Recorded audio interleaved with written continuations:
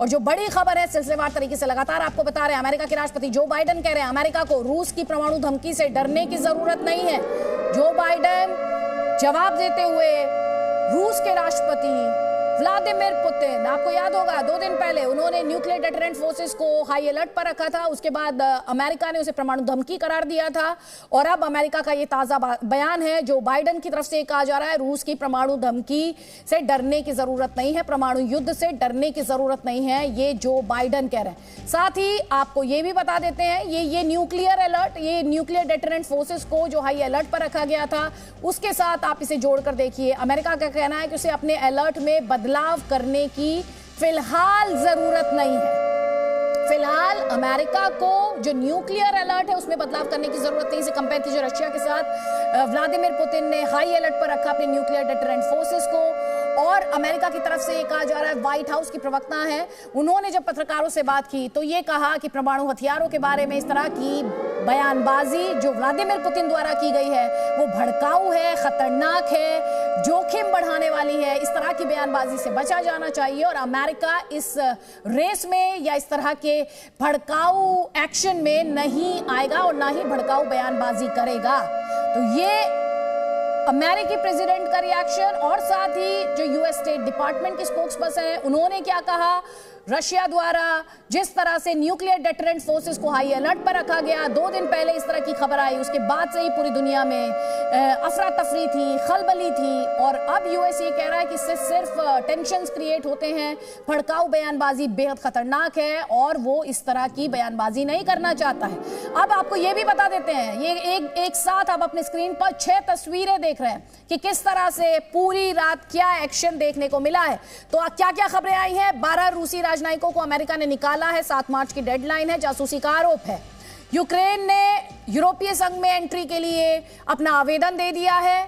रूसी nuclear deterrent forces की बात हम कर रहे थे, यहाँ पर रशियन फोर्सेस जो है बड़ी संख्या में तेजी से आगे बढ़ते हुए कैपिटल कीव की तरफ। हालांकि ये खबर हम रोज इसी तरह से रोज सुन रहे हैं, ये क्लेम्स और काउंटर क्लेम्स की लड़ाई है।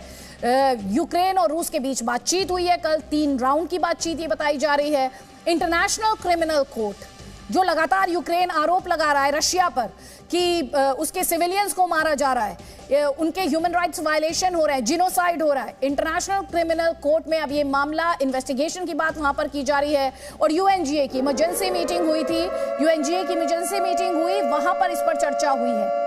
और साथ ही एक और बड़ी खबर यह कि बड़ी संख्या में यूक्रेन से लोगों का पलायन जारी है। बॉर्डर से तस्वीरें हमने आपको लगातार दिखाई हैं, शरणार्थियों के निकलने का यूक्रेन से सिलसिला जारी। कल बर्फबारी में लोग किस तरह से परेशान हुए वो हमने आपको दिखाया। छोटे छोटे बच्चे, बहुत ही हार्ट रेंचिंग वो तस्वीरें थी, दिल दहलाने वाली वो तस्वीरें थी।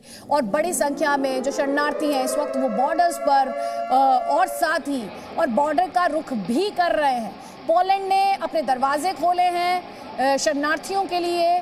जर्मनी द्वारा उसे एश्योर भी किया गया था कि शरणार्थियों को लेकर जिस तरह की मदद की जरूरत पड़ेगी जर्मनी उसकी मदद करने के लिए तैयार है। तो बड़ी संख्या में अगर कल की बात करें तो यूएन की एजेंसी जो थी वो कह रही थी 4 लाख से ज्यादा लोगों का पलायन हुआ है।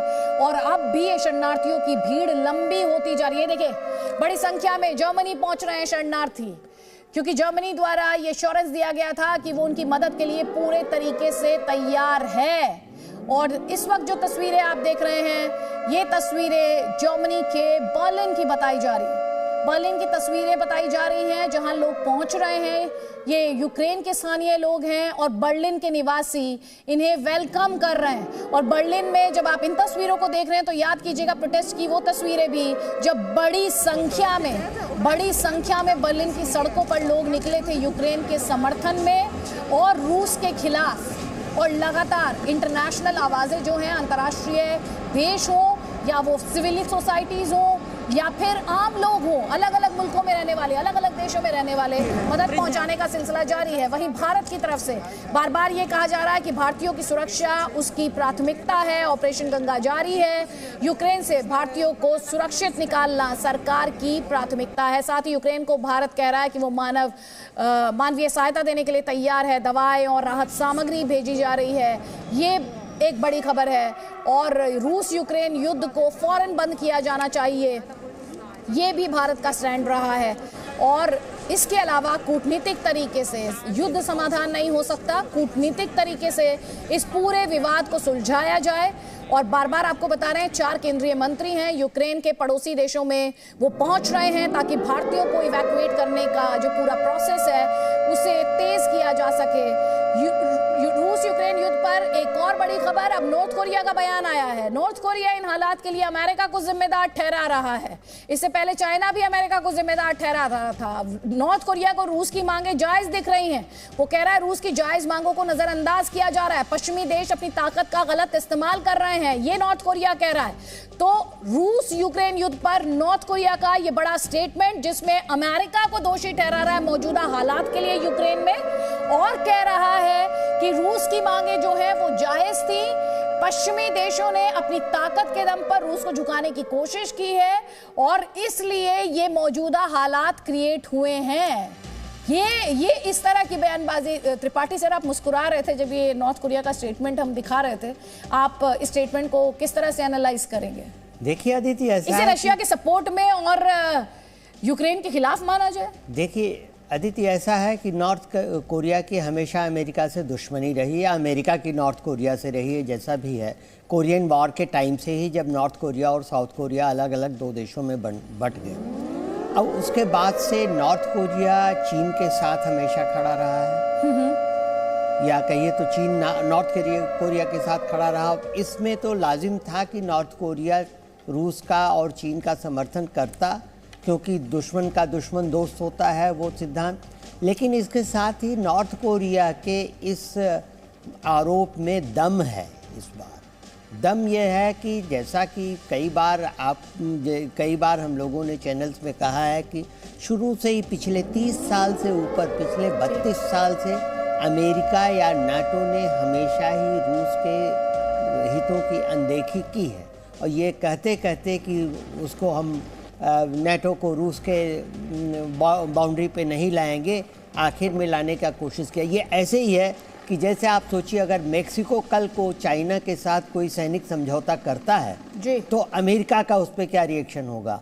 अमेरिका तुरंत वहाँ और बल्कि हाइपोथेटिकल सिचुएशन छोड़िए, अभी तो जैसे ये है कि 1962 में जब क्यूबा में कम्युनिस्ट क्रांति हुई थी, तो रूस और अमेरिका भिड़ गए थे, क्योंकि अमेरिका नहीं चाहता था कि उसके दरवाजे पर कम्युनिस्ट देश हो। वही चीज़ जब रूस कर रहा है, उसी तरह की प्रतिक्रिया तो अमेरिका को परेशानी क्यों होनी चाहिए? ठीक है, आप नॉर्थ कोरिया के स्टेटमेंट की जो विश्लेषण दे रहे हैं उसमें आप कह रहे हैं कि नॉर्थ कोरिया जो पॉइंट्स उठा रहा है उसकी कंप्लीटली अनदेखी नहीं की जा सकती है। हम एक बार फिर से आपको रूस के रक्षा मंत्रालय द्वारा जो वीडियो जारी किया गया है, देखिए एक तरफ ये विध्वंस है और ये जो आप मलबा देख रहे हैं इसमें 6 लोगों की जान गई है। आपको ये भी बता दें, इस तरह का दावा किया जा रहा है, बड़ी संख्या में लोग इसमें जख्मी हुए हैं और अब भी कई लोगों के दबे होने की आशंका उसमें जताई जा रही है। तो ये विनाश, विध्वंस, क्या युद्ध किसी समस्या का समाधान हो सकता है? ये सवाल हमने बार बार पूछा है और आपको वो तस्वीर हम दिखाना चाहते हैं जो रूस के रक्षा मंत्रालय द्वारा वीडियो जारी किया गया है। उस वीडियो में रूसी सैनिकों के कॉम्बैट ऑपरेशन को दिखाया गया है। रूसी सैनिकों के कॉम्बैट ऑपरेशन को हेलीकॉप्टर के जरिए स्पेशल ऑपरेशन करते दिखते हैं रशियन फोर्सेस। वो वीडियो भी हम आपको दिखाएंगे। ये तो वो तस्वीरें हैं जो यूक्रेन की तस्वीरें हैं और ये राजधानी कीव से रात में आई तस्वीरें हैं जो कि यूक्रेन की पार्लियामेंट द्वारा ट्वीट की गई हैं। रूसी सैनिकों के कॉम्बैट ऑपरेशन की तस्वीरें आई हैं, जो ये ऑपरेशन कहां पर किया गया, किस तरह किया गया और कब किया गया। हालांकि वीडियो में तो जारी किया गया रक्षा मंत्रालय द्वारा रूस के, लेकिन उसे लेकर क्या डिटेल्स हैं ऑपरेशन को लेकर, वो डिटेल्स अभी साझा नहीं की गई हैं। आपको ये भी बता देते हैं कि लगातार जिस तरह से एक के बाद एक स्टेटमेंट्स आ रहे हैं, उसके बाद यूक्रेन के विनित्सिया में सायरन बजे हैं। अब इस हवाई हमले की चेतावनी देने वाले सायरन बजे हैं विनित्सिया में और कीव में। अभी थोड़ी देर पहले हम आपको दिखा रहे थे तस्वीरें। तो अब ये जो इन्फॉर्मेशन आ रही है, group captain Debnath, Vinnytsia, Kyiv में क्या रहा वो हमने दिखाया। लगातार रशियन फोर्सेस का काफिला लंबा होता जा रहा है। इस पूरी इन्फॉर्मेशन को डे 6 कैसे देखा जाए संक्षेप में 40 सेकेंड्स? देखिए, अभी कल रात को जो टॉक्स हुई उसके बाद रूस को लगता है कि टॉक्स की जो दिशा है वो रूस के अनुकूल नहीं जा रही है।